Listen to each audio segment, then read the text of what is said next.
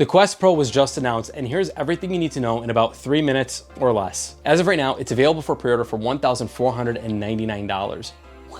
It officially launches October 25th. It comes with upgraded controllers, a docking station, and charging cables. The new controllers have built-in cameras and sensors for more in-depth 3D mapping. They've also upgraded the rumble so that it's more HD. The haptics feel more like HD rumble on Nintendo Switch. The controllers even have a spot where you can insert like a little tip so you can use them like they're a stylus. The lenses inside are now pancake lenses. This enables a much richer and much more contrasty image on both screens inside the headset. The screens have 37% more pixels per inch than the Quest 2.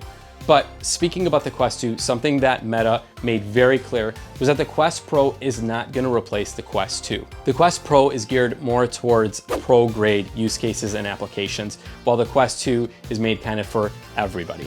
Now, the biggest push on the Quest Pro is that it's not just a VR device, it's also an AR device. And if you watched my last video about AR, then you may know a little bit about it. If you don't, AR is basically a mixed reality experience. It mixes digital assets and then puts them into your living space. Now, because of AR, the headset does have full color pass-through mode, which enables 3D range and AR spatial experiences. So what does all that mean? Essentially, you'll be able to put a 3D object down on your coffee table at home, walk all around it, maneuver it with your hands or a controller. The Quest Pro is a bit heavier than the Quest 2, but it's balanced much better. Not everything is located in the front of the headset. The battery is now located in the back. So weight distribution is much better. Additionally, the new headset has cameras and sensors located inside. Those are going to be used to track your facial gestures. And why would you want that? Well, because now your in-game avatar is going to have the same facial expressions as you. Now, out the box, this feature is going to be disabled for privacy reasons, but if you want to enable it, you're definitely able to.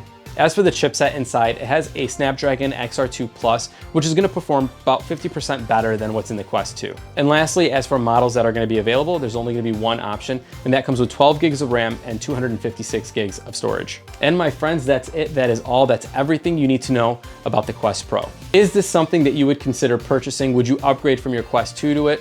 Drop a comment below and let me know. I'm curious to know what everyone's thoughts are on this. And that's it for this episode. I'll see you guys in the next one. Peace.